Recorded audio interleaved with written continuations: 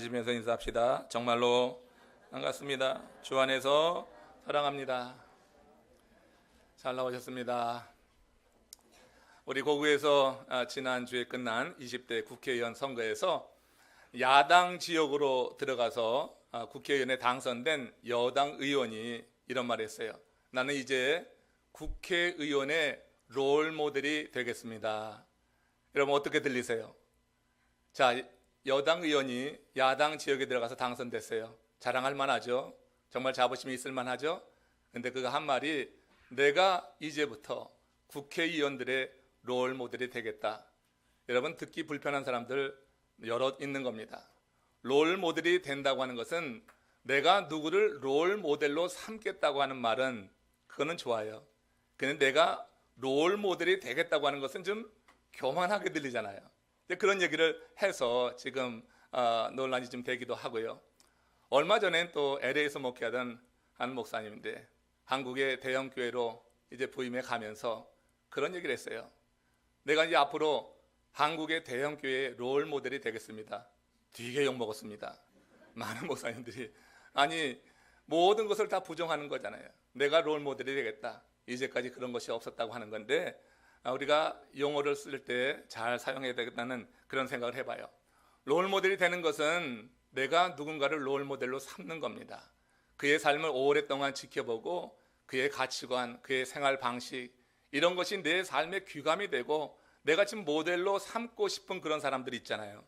모든 분야에서 우리가 비즈니스 하면 비즈니스 하는 그런 분야에서 목회를 하면 목회를 하는 우리 목사님들도 정말 보면은 롤 모델로 삼고 싶은 사람이 있어요. 근데 그분들은 내가 롤 모델이 되겠다고 말하지 않아요. 그런 말 하지 않아요. 그러나 그들이 항상 살아가는 모습을 보면 한결같은 게 있어요. 롤 모델이 되는 사람들을 보면은 그들의 삶에 아름다운 덕목이 있는데 그게 그들이 하는 일에 성실하다고 하는 거예요. 또 정직하다고 하는 거예요. 어떤 분야든지 그 일을 성실하게 한결되게 하는 것입니다. 그리고 정직하게 합니다. 그런 사람을 볼 때 어떤 분야에 있던 사람이든지 그런 분들을 보면서 한번 닮고 싶다. 이런 마음이 들 때 아무개를 나는 롤 모델로 삼겠습니다. 이런 얘기를 한다고 하는 얘기예요. 롤 모델이 되겠다고 하는 사람 여러분 별로 반갑지가 않습니다.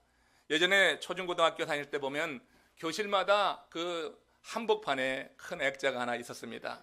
칠판 위에 달려있는 액자였어요. 그 액자에 보면은 예전에 많았던 급훈이라고 하죠. 성실, 정직 있었습니다. 어린 나이에 그거 보면서 하나 감동이 되질 않았어요. 오히려 요즘 아이들이 급훈이라고 써놓는 게 굉장히 재미있고 아이들이 공감하더라고요. 우리 어렸을 때 다닐 때 성실, 정직 누가 그거 눈여겨봅니까?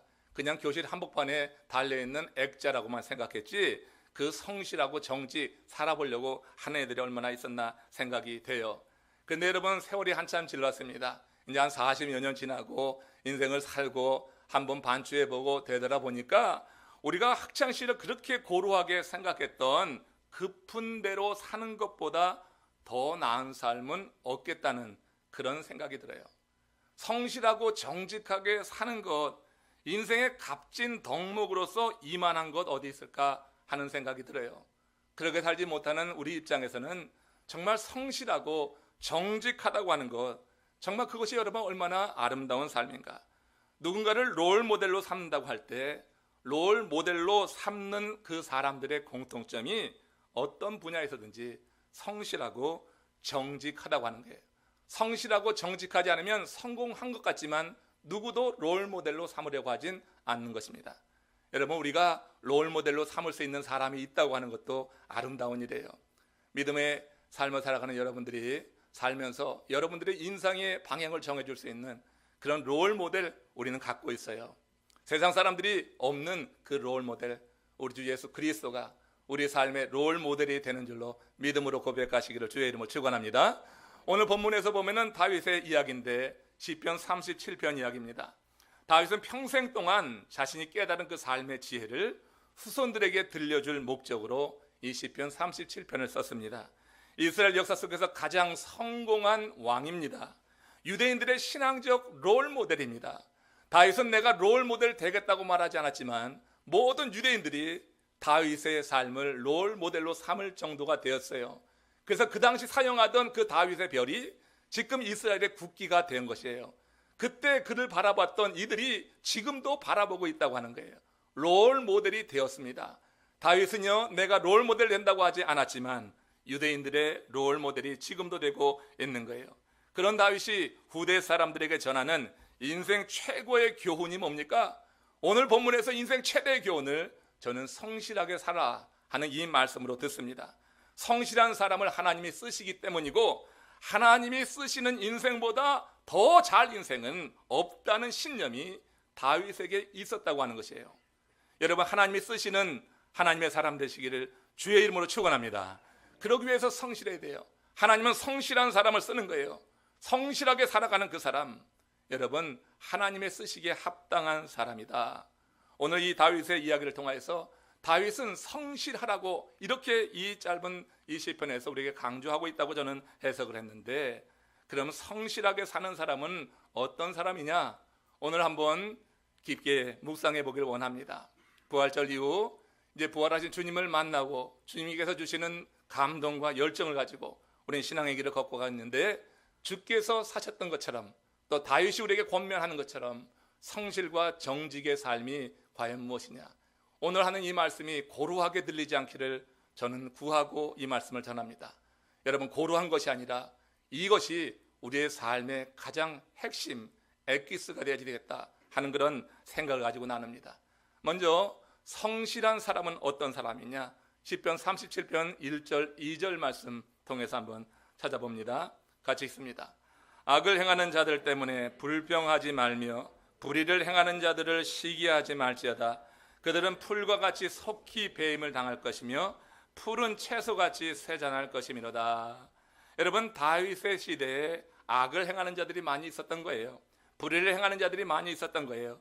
그들에게 유혹을 받기도 하고 그들에게 많은 핍박을 받기도 하고 대적자들이 그들이었습니다. 다윗은 수없는 유혹을 받으면서도 악을 행하지 않았습니다.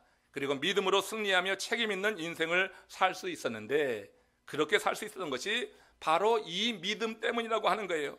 현실에서는 악인이 잘 되는 듯하고 번성하는 듯 보이지만 궁극적으로 하나님은 악인을 벌하시고 의인의 손을 들어주시고 의인을 세워주신다고 하는 이 사실을 믿는 믿음이에요.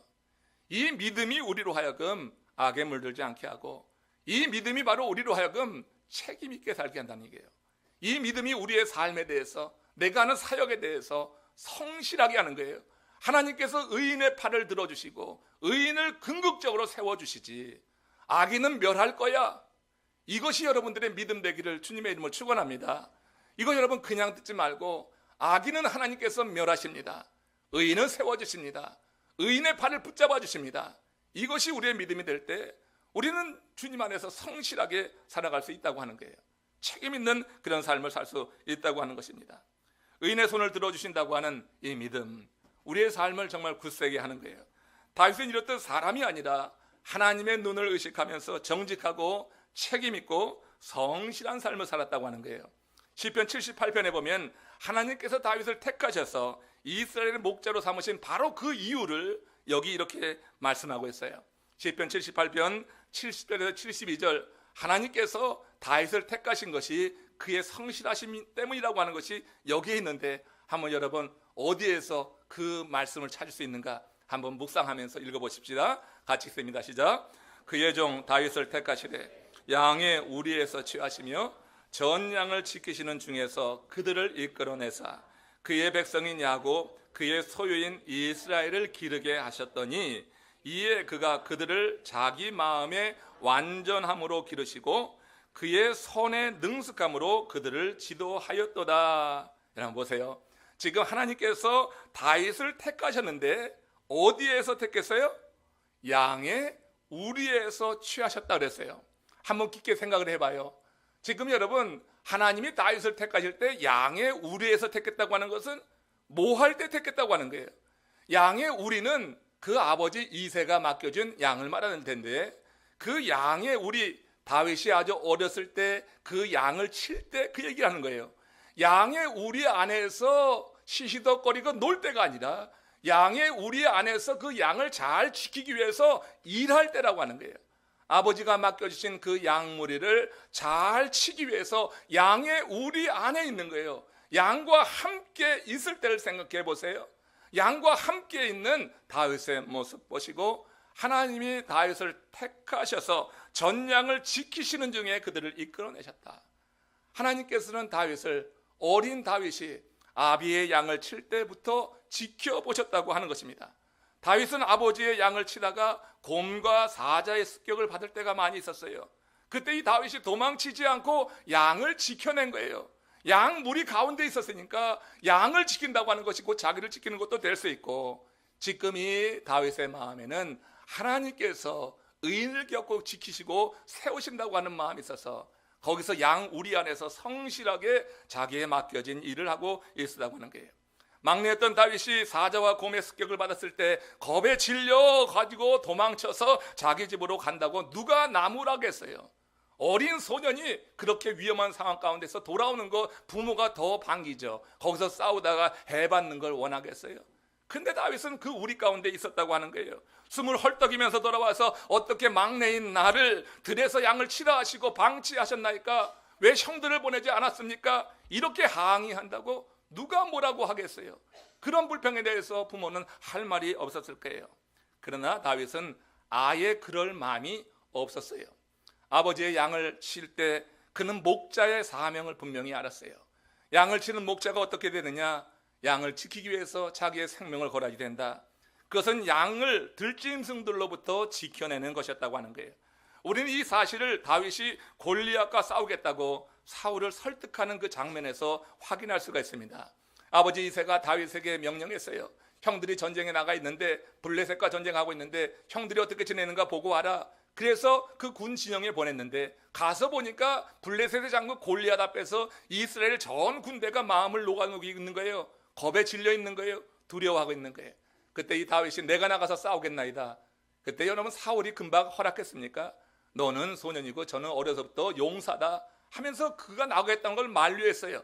만류하는 사울왕에게 다윗이 한 이야기를 한번 들어보십시오. 사무엘상 17장 34절 35절입니다. 같이 읽습니다. 다윗이 사울에게 말하되 주의 종이 아버지의 양을 지킬 때 사자나 곰이 와서 양떼에서 새끼를 물어가면 내가 따라가서 그것을 치고 그 입에서 새끼를 건져내었고 그것이 일어나 나를 해하고자 하면 내가 수염을 잡고 그것을 쳐 죽였나이다. 여러분, 사자의 수염을 잡았대요.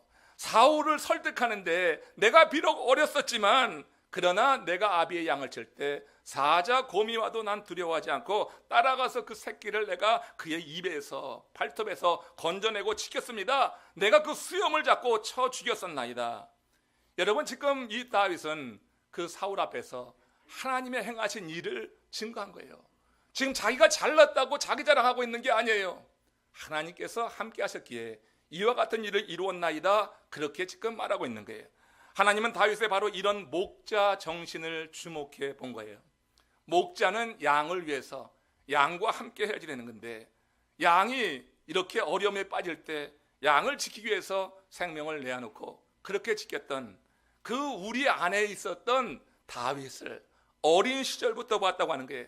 그래서 마침내 그의 그 성실하심을 인정하셔서 이제 아버지의 양이 아니라 하나님의 양 무리인 이스라엘 백성 전체를 맡기는 그런 일을 행하셨다고 하는 거예요. 이에 다윗이 하나님의 기대에 부응해서 그 백성을 성실하게 치리하고 그 손의 능숙함으로 지도하였다. 이게 시편 37편의 그런 고백이 되는 것입니다. 여러분, 성실한 사람은 자기에게 주어진 일을 책임 있게 합니다. 책임감 없는 사람 보면은 함께 일할 때 참 힘든 경우를 보게 됩니다. 정말 성실한 이 다윗에 대해서 하나님이 그가 우리 안에 있는 그 모습을 어린 나이였지만 자기에게 주어진 그 임무를 위해서 최선을 다하는 그를 보고 택하셔서 이스라엘 백성들을 맡기시는 것, 그가 그렇게 살았기 때문에 지금 시편 37편에서 이제 성실하게 살라 하면서 책임감 있는 삶에 대해서 강조하고 있는 거 아니냐, 제가 이렇게 한번 해석을 해보고요.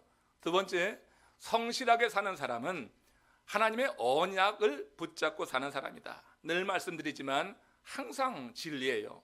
시편 37편 3절 말씀 보십시오. 함께 읽습니다. 여호와를 의뢰하고 선을 행하라.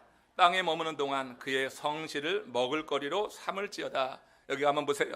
여호와를 의뢰하고 선을 행하라고 했어요. 이게 무엇을 의미합니까? 여호와를 의뢰한다고 하는 것은 여호와 하나님의 언약을 믿을 때 우리가 의뢰할 수 있는 거예요. 하나님의 말씀을 믿지 않는 자가 어떻게 하나님을 의뢰하겠어요? 그러니까 하나님을 의뢰하라고 하는 것, 이건 말씀을 믿고 그 언약 안에 살아가라고 하는 것이에요. 그리고 선을 행하라고 하는 것은 윤리 도덕적인 그런 차원이 아닌 거예요. 선을 행하는 것은 말씀대로 살면은 그것이 선인 줄로 믿으시기 바랍니다. 하나님의 말씀대로 사면요, 이게 선한 것이고 하나님의 말씀대로 살다 보면 그것이 윤리 도덕적으로도 맞아야지 되는 거예요. 우리가 이런 세상 사람들은 윤리 도덕적인 점 가지고 우리 믿는 자들에 대해서 막 공격하려고 할 때가 있어요. 하나님의 말씀 가운데 여러분 요동치 않기를 주님의 이름으로 축원합니다. 성실한 사람은 하나님의 약속의 말씀, 언약의 말씀을 붙잡고 흔들리지 않아요. 세상의 윤리 기준, 도덕 기준, 이것을 초월하는 하나님의 말씀의 그 법에 사로잡혀 살면서 우리는 하나님을 의뢰하고 선하게 살라고 하는 이 말씀을 실현해 나갈 수가 있는 것입니다. 한 연구소에서 2,500명을 상대로 해서 당신이 실패했다고 느끼는 그 이유가 무엇입니까? 당신은 왜 당신이 실패했다고 생각하십니까? 설문조사를 실시했는데 이 조사에서 가장 많은 사람들이 대답한 것이 뭐냐면 나는 결단하지 못했기 때문에 실패했습니다. 바른 타이밍에 바른 결단을 하지 못했다고 하는 거예요. 여러분, 사람이 결단하지 못하고 우물쭈물하는 것은요, 자기의 이 머리를 믿기 때문에 그래요. 사람의 생각이라고 하는 것은 조석으로 변하게 되어 있어요. 어느 때는 확실을 하다가 어느 때는 흔들려 버리고, 이게 요동하지 못하는 게 생각인데, 자기의 생각을 의존하면은 사람들은 결단할 때 불안합니다. 결단해놓고도 불안합니다. 영원하신 하나님의 말씀, 진리의 말씀이 우리 삶의 판단의 기준이 될 때 우리는 그 판단에 따라 감으로 인해서 흔들리지 않고 요동하지 않게 된다고 하는 거예요. 하나님의 말씀을 가지고 하나님의 말씀에 비추어서 결단하는 사람은요, 이게 너무 처음에 불안한 것 같지만 그 말씀이 결국은 그 사람을 반듯하게 세워놓는다고 하는 것을 저는 압니다. 영적인 복을 누리기 위해서는 누구나 다 더 이 바른 분별력에 근거한 결단을 해야지 되는데, 여러분 무슨 일을 지금 생각하고 계십니까? 인생의 큰 전환점 가운데 있는 분 지금 여기 계신 것 같은데, 인생의 큰 전환점 가운데 여러분도 오늘 예배 잘 오셨어요. 예배하시면서 주님이 주시는 말씀 한번 귀담아 들어보세요. 오늘 여기서 답을 찾아가세요. 그런 분은 여기서 답을 찾으세요. 우리가 하나님의 약속의 말씀 여러분 붙잡고 그걸 가지고 기도하시며 하나님이 주시는 내 마음의 감동이라고 하는 게 있어요. 여러분, 어느 때는 감정 충만한 것을 감동 충만한 것으로 착각할 때가 있는데, 누차 말씀드리듯이 사람은 감정에 충만할 때 선택해서는 안 돼요. 감동이 임할 때, 감정은 이례적인 것으로 끝나고 물거품처럼 사라질 수가 있어요. 그러나 감동은 반복적인 거예요. 하나님이 주신 생각은 반복적으로 내게 임하는 거예요. 그러니까 감정을 따르지 말고 하나님 주시는 감동을 따르시기를 바랍니다. 그 감동에 따라서 우리가 분별하고 선택하고 결단하는 거예요. 현재의 모습이 아니라 하나님의 말씀에 근거해서 내게 주시는 감동을 따라서 내가 지금 결단하면은 그것은 바른 결단이 되는 것입니다. 성실한 사람이 누굽니까? 하나님의 약속의 말씀이 있는 사람이고, 그 말씀이 단순히 마음에만 있는 것이 아니라 그 말씀이 내 삶 속에 사라지는 사람, 그 말씀을 사는 사람, 이게 성실한 사람이라고 하는 거예요. 시인 롱펠로가 그런 말을 했습니다. 결단하라, 그러면 자유로워질 것이라고 했는데, 그리스도 안에서 진리를 따라 살기로 결단하는 것처럼 사람을 자유롭게 하는 것이 없어요. 진리 가운데 사는 사람들은 살아도 사는 것이고 죽어도 사는 것이에요. 진리가 우리를 항상 살게 하는 줄로 믿습니다. 진리 가운데 있을 때 우리는 자유로워요. 이 다윗이 우리의 이 우리들이 악을 거부하고 선하게 살 수 있는 방법을 오늘 이 시편에서 말합니다. 땅에 머무는 동안 그의 성실을 먹을거리로 삼을지어다. 참 어려운 말이에요. 땅에 머무는 동안, 생존하는 동안에 그의 성실, 여호와 하나님의 성실을 먹을거리로 삼으라고 하는 거예요. 이건 자신의 경험 속에서 나온 거예요. 자신의 경험 속에서 세상의 악을 거부하고 선하게 성실하게 살 수 있는 것은 그의 성실로 먹을거리로 내가 지금 삼는 거예요. 이 말이 뭐예요? 하나님의 성실을 식물로 삼으라고 하는 거예요. 그러면 여러분, 하나님의 성실이라고 하는 것이 무슨 말입니까? 하나님의 성실이 무슨 뜻일까요? 성실에 해당하는 히브리어는 에무나라고 합니다. 에무나라고 하는 이 단어의 문자적 의미는 완전을 말하는 거예요. 우리말로 번역할 때 충분히 음미하기가 어려운 단어가 에무나입니다. 그래서 성경에 사용된 용례를 가지고 에무나라고 하는 것, 이 성실이라고 하는 단어를 해석해 보면 이렇게 되는 것입니다. 하나님께서 언약에 따라서 백성을 끝까지 버리지 않으시고 지키신다고 하는 사실을, 그 사실, 하나님은 언약의 백성을 버리지 않고 끝까지 지키신다고 하는 이 사실을 매일 음식을 먹듯이 묵상하라고 하는 거예요. 그러니까 하나님의 언약의 약속을 붙잡고 살아가는 거예요. 우리가 정말로 성실하게 하나님이 이루시는 일을 꿈꾸며 살기 위해서 하나님께서 언약의 백성은 절대 버리지 않으세요. 믿으시기를 축원합니다. 요게 믿을랑말랑하는 사람도 있단 말이에요. 하나님은 언약의 사람, 언약의 말씀을 따르는 사람을 절대 버리지 않고 지키신다고 하는 이 사실을 식물거리로 삼으라고 하는 것은 하루에 3번 밥을 먹듯이 이 약속에 대해서 매일같이 묵상하라고 하는 거예요. 밥 먹을 때만큼이라도 이 약속을 묵상하는 사람은 성실하게 살 수가 있을 거예요. 우리가 큐티하는 것이 그런 의미가 있어요. 하나님의 약속의 말씀을 밥 먹듯이 하루 3번 정도라도 그렇게 깊게 묵상할 때 우리는 성실한 삶을 산다. 다윗은 바로 이런 그의 성실을 깊이 묵상하며 살았어요. 그로 인해서 이 믿음이 확실하게 서 있게 되었던 거예요. 예레미야 선지자도요, 같은 맥락에서 이런 고백을 한 적이 있습니다. 예레미야 애가 3장 22절에서 23절 말씀 같이 합독합니다. 여호와의 인자와 긍휼이 무궁하시도다. 우리가 진멸되지 아니함이니이다. 이것들이 아침마다 새로우니 주의 성실하심이 크도소이다. 보세요, 우리가 진멸되지 않는데요, 그의 인자와 긍휼이 무궁하시기 때문에 하나님의 약속을 아침마다 묵상하다 보니까 주의 성실하심이 믿어지는 거예요. 주님의 성실하심이, 아침마다 약속을 묵상하다 보니 하나님의 성실하심, 약속의 사람들을 진멸치 않는다고 하는 그 말씀이 믿어지는 거예요. 그래서 지금 이런 선포를 하게 되는 거예요. 예레미야가 이 애가를 쓸 당시에 예루살렘 성과 성전은 다 불탔습니다. 바벨론에 의해서 침략을 받아서 많은 사람들이 죽었습니다. 그리고 바벨론으로 포로로 잡혀가게 되었습니다. 이런 암담하고 쓰라린 역사의 현실 앞에서 예레미야도 낙심이 되고 더 이상 살 의욕을 잊을 만큼 그렇게 힘든 시간이었어요. 그러나 예레미야는 하나님께서 이제까지 보여주신 그 성실하심, 에무나를 묵상했어요. 그의 성실하심을 어떻게? 아침마다 새로운 일을 했어요. 이 얘기는 뭐예요? 아침마다 묵상한 거예요. 그의 성실을 식물거리로 삼은 거예요. 먹을거리로 삼은 거예요. 하나님의 성실을 우리도 다 먹을거리로 삼는 은혜가 임하시기를 그래서 축원합니다. 하나님의 이 식물을, 이 성실을 내가 먹을거리로 식물거리로 삼을 때 아침마다 그 말씀이 묵상되면서 나는 진멸되지 않아요. 세상의 중심에 내가 있어요. 하나님의 백성들이 있는 거예요. 하나님은 하나님의 사람들을 절대 진멸하지 않아요. 약속을 잊고 있는 사람, 약속을 갖고 있는 사람, 하나님은 절대로 진멸하지 않아요. 하나님께서는 그 삶을 지키시는 줄로 믿습니다. 그 삶을 책임지시는 거예요. 예레미야가 아침마다 이 사실이 묵상되면서 자신감이 생겼어요. 그래서 여호와의 인자와 긍휼이 무궁하심으로 우리가 진멸되지 않으리로다. 지금 여러분 포로로 잡혀갔어요. 그러나 포로 기간 70년이라고 하는 것을 선포했어요. 하나님이 예레미야 입에 담아서 바벨론 포로 기간이 70년이 될 것이라고 선포했어요. 70년이지만 버리지는 않은 거예요. 70년 후에 회복되는 이야기를 지금 우리가 지금 에스라서를 지금 수요일마다 공부하면서 그거 지금 배우고 있잖아요. 돌아오는 것, 완전히 버림받은 것 같고 진멸된 것 같고 하나님의 눈에서 잊혀진 것 같고 제외된 것 같았는데 70년이 되는 순간에 하나님께서 놀랍게 역사하시는 거 아니에요? 이방의 고레스 왕을 통하여서 아무튼 하나님은 역사를 이루어 가시는데 고시를 사용했단 말이에요. 고레스, 고르바초프, 우리 교회의 고종화 집사님 다 사용하셔서 하나님이 그렇게 쓰신단 말이에요. 아무튼 고레스를 사용하실 때 보면 놀라운 일들 벌어지는 거예요. 이게 여러분 한순간에 이루어지는 거예요.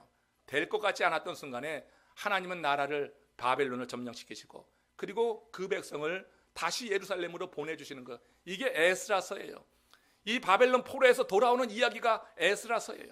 하나님은 절대 그 백성, 언약의 백성을 진멸하지 않는다고 하는 것을 그 이야기를 통해서 보여주고 있는 것입니다.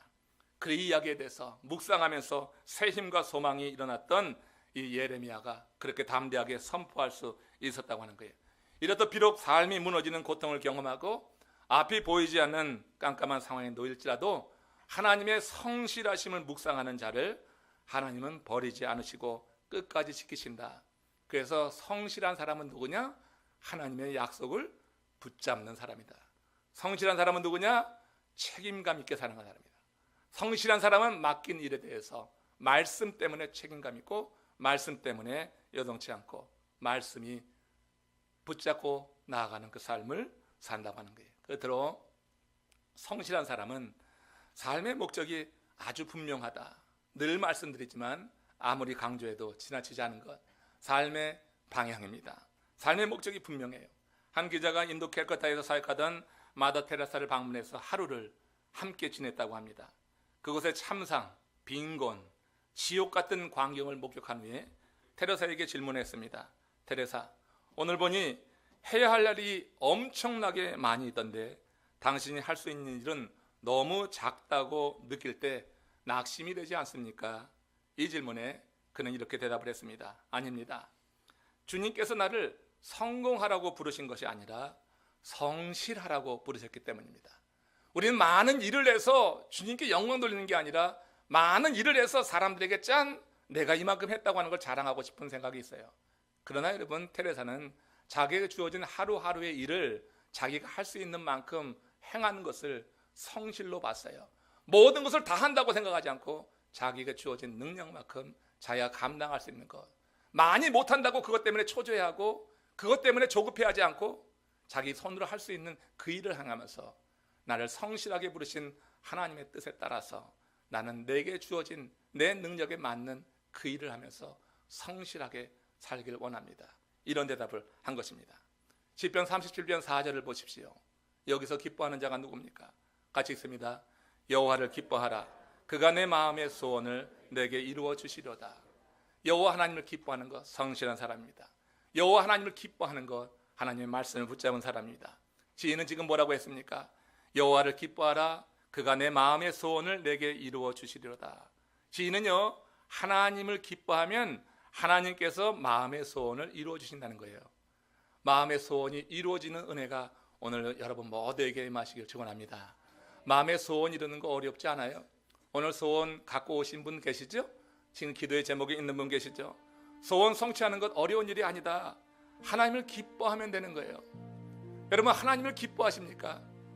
하나님을 진정 기뻐하십니까? 우리가 어떻게 하는 것이 하나님을 기뻐하는 걸까요? 하나님을 기뻐하면 그 마음의 소원을 이루어 주시는 거예요. 성실한 사람은 하나님을 기뻐하는 거예요. 약속이 있기 때문에 하나님을 기뻐하는 거예요. 환경이 어렵지만 힘들지만 약속 때문에 하나님을 기뻐하는 거예요. 어떤 상황에서든지 하나님을 기뻐하는 것, 하나님을 기뻐하는 것은 사람마다 각각 다릅니다. 그러나 일반적으로 우리가 하나님을 기뻐한다고 할 때 그것은 어디서나 하나님을 인정하는 거예요. 하나님을 부끄럽게 여기는 것이 아니에요. 여러분, 하나님을 혹시 부끄럽게 여기지 않았습니까? 교회에서는 우리가 하나님을 인정합니다. 누구라도 다 하나님을 인정합니다. 왜? 하나님을 인정하지 않으면은 그러면 사람들이 이상하게 보니까. 교회에서는 하나님을 인정합니다. 근데 교회 바깥에 나가면 하나님을 인정하지 않습니다. 교회 밖에 나가서 하나님을 인정하면 세상 사람들이 이상하게 보니까. 교회에서는 하나님을 인정하지 않으면 교인들이 날 이상하게 보고, 교회 바깥에서 하나님을 인정하면 세상 사람들이 이상하게 보니, 교회 바깥에 나가서는 믿는 사람인지 아닌지 얼마나 부끄러운 행위하며 살지 몰라요. 하나님을 기쁘시게 하는 것은 우리가 하나님을 어디서나 인정하는 거예요. 하나님을 어디서나 인정하는 거예요. 하나님을 인정할 때 하나님이 내 마음의 소원을 이루어 주시는 거예요. 무슨 일을 하든지 하나님과 동행하는 거예요. 하나님 기뻐하시는 일은 어떤 대가를 치르더라도 한번 해보겠다 말이야. 내가 지금 감당하기 어렵고 내가 지금 하기 힘든 상황이지만 그래도 하나님이 기뻐하는 일을 내가 한번 해보겠다고 하는 그런 마음을 가질 때 나는 약하지만 하나님이 우리 속에서 역사하시는 거예요. 그게 할 수 있는 힘을 주시는 거예요. 여러분, 하나님을 부끄러워하지 않기를 원합니다. 하나님을 부끄러워하지 않기를 원합니다. 하나님이 우리를 부끄러워하게 여기지 않는데 우리는 하나님을 부끄럽게 여길 때가 많이 있어요. 우리 자신의 개인적인 영달을 위해서가 아니라 하나님의 뜻을 이루기 위해서 우리는 하나님을 기뻐하면서 하나님을 인정하고 하나님과 동행하는 것. 왜? 하나님이 나를 위해서 그 독생자를 보내주신 거예요. 예수 그리스도가 오신 것은 온 세상을 위해서 하나님이 주신 대성물이 되지만, 여러분, 나 자신은 하나님이 나 하나만을 위해서 그 아들을 보내주셨다고 하는 심정을 가지고 십자가를 바라봐야지 돼요. 그렇게 바라보는 사람들이 드리는 예배가 하나님 앞에 한 사람 한 사람 올리는 예배가 되는 거예요. 이렇게 여러분, 많은 사람 가운데 n분의 1로 드리는 예배가 아니라 하나님 앞에 한 사람 예배자로 서는 것. 그러면 예배하는 태도가 틀려요. 예배하면서 좋을 수가 없어요. 예배하면서 우리 마음의 감동을 받지 않을 수가 없어요. 많은 사람 가운데 묻혀있다고 생각하니까 나 하나 정도야 빠져도 그만이지 하니까 예배를 쉽게 여기는 거예요. 그러나 여러분, 하나님께 드리는 예배는 n분의 1이 아니에요. 우리 교회는 500명의 한 명이 아니에요. 1대1 하나님 앞에 드리는 개인적인 예배예요. 하나님이 그 아들을 나를 위해서 보내시고 십자가에 달려 희생시키셨다고 하는 이 사실, 보혈의 이 사건이 모든 사람을 위한 것이지만 내 입장에서는 하나님이 나만을 위해서 그런 일을 행하셨다고 믿는다고 하면 우리가 드리는 예배는 분명히 달라지고 우리는 하나님을 기뻐하지 않을 수가 없을 거예요. 하나님을 인정하지 않을 수가 없을 거예요. 하나님 부끄럽게 여기는 그런 부끄러운 삶은 그야말로 살지 않을 것입니다. 나를 위해서 모든 것을 던지신 그분을 위해서 우리가 더 헌신하고자 하는 그런 마음이 일어나지 않겠어요? 우리 마음에 그런 감동이 일어나지 않습니까? 여러분, 예배를 통해서 단순히 내 말초신경을 자극하는 감정에 사로잡히지 마시고 성령 하나님이 내게 주시는 말씀을 통한 깨달음이 있기를 원합니다. 그래서 이 말씀을 통한 깨달음을 통하여서 하나님을 인정하는 거예요. 제일 하나님이 기뻐하실 것은 하나님이 인정하는 거예요. 좌판을 하는 엄마도 부르마를 끌고 가는 아빠도 그 자식이 그 부모를 인정할 때 제일 기쁜 거예요. 그걸 부끄럽게 여기는 자식은 자식도 아닌 거예요. 자식이 부모를 인정하는 것처럼 그 부모를 기쁘게 하는 것은 없는 겁니다. 하나님 아버지가 높임받기를 원합니다. 그 하나님을 인정하는 가운데 하나님, 내가 하나님을 기쁘게 했습니다. 그러니 하나님 내 마음의 소원 아시지요? 여러분, 구할 수 있는 담대함이 있기를 원합니다. 여러분, 하나님을 기쁘시게 했으면요, 새벽마다 여기 나와서 기도하세요. 하나님을 기쁘시게 했는데 하나님이 내 소원을 이루어주지 않았다고 하면 여러분, 오세요. 따지세요. 저한테 따지지 말고 하나님께 따지세요. 하나님이 하신 약속이니까 하나님께 따지세요. 우리 하나님을 기쁘시게 여기면은 하나님이 우리의 소원을 이루어 주신다. 그래서 정말 하나님을 내가 인정했다, 하나님과 동행했다 하면 여러분, 기도할 때 그것 가지고 얼마든지 하나님께 나와서 우리의 요구를 할 수 있다고 하는 것입니다. 하나님 나를 위해서 다 보내주셨고 나는 주님을 위해서 이렇게 기쁘시게 하는 일을 살아갑니다. 난 주님을 어디서나 인정합니다. 이 고백이 하나님을 정말 영화롭게 하는 일이 될 거예요. 말씀을 마치면서 지난 목요일 있었던 일입니다. 지난 목요일 LA 레이커스 코비 브라이언트라고 아주 유명한 선수가 은퇴를 했습니다. 지난 20년 동안 한 팀에서 20년 동안 부동의 에이스 자리를 지켰어요. 부동의 에이스였기 때문에 트레이드 당하지 않았어요. LA 그 노란 유니폼을 입고 농구를 정말 기가 막히게 하는 선수, 어제 목요일날 은퇴했습니다. 그가 이룬 기록 중에는 2006년 1월 23일 한 경기에서 81득점을 기록하는 경이로운 일이 이루어졌어요. 최고의 선수가 40득점하면 잘하는 거예요. 한 선수가 70점, 80점을 득점했어요. 그 경기를 본 사람들이 농구의 신이 임했다고, 강림했다고 이구동성으로 말했습니다. 지난 14일 현역 은퇴 경기에서 코비는 그 말이 과장이 아니었음을 한 번 더 입증했습니다. 전성기를 방불케 하는 그런 경기를 했어요. 그래서 60점. 은퇴를 하면 더 이상 좋은 경기력을 보일 수 없기 때문에 은퇴를 하는데, 이 선수는 그 어떤 선수보다도 최고의 기량을 발휘하면서 60점을 혼자 얻었습니다. 팀의 역전승을 일궈냈습니다. 그가요, 신인 드래프트로 13번째로 지명되어 있던 아주 평범한 선수였다고 하는 거예요. 그런 그가 농구의 신이 된 것은 우연이 아닙니다. 매일 새벽 4시 일어나서 1500개의 슛을 날마다 날리는 그런 성실하게 노력하는 것이 그를 그 자리에 있게 했다고 하는 거예요. 그가 은퇴를 선언하면서 앞에 지금 그림 나왔었죠. 농구에게 Dear Basketball, 이렇게 바스켓볼을 의인화해서 편지를 썼습니다. 여기에서 그가 쓴 일부 이런 내용이 있어요. 난 내가 뛴 모든 코트에서 내 몸을 던졌다. 다른 무엇이 아닌 널 위해서였지. 날 살아있게 만든 건 바로 너였기 때문에. 코비 브라이언트에게 삶의 의미는 농구였어요. 내가 살아가는 것은 바로 너로 인한 것이다. 날 살아있게 한 것이 Dear Basketball, 너였어. 그래서 내가 뛴 모든 코트에서 나는 내 몸을 다 던졌어. 다른 것이 아니라 널 위해서였어. 이 글을 읽는데 탁 스치는 생각이요. 여기에 바스켓볼 대신에 우리 하나님을 갖다 대면 되겠다. Dear God 하면 말이 딱 맞아요. Dear God.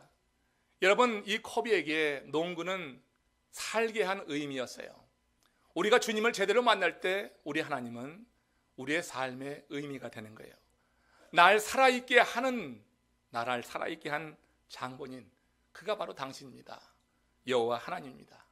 그래서 내가 뛴 모든 인생의 코트에서 나는 내 몸을 다 던져서 성실하게 책임감 있게 약속의 말씀을 붙잡고 살았습니다.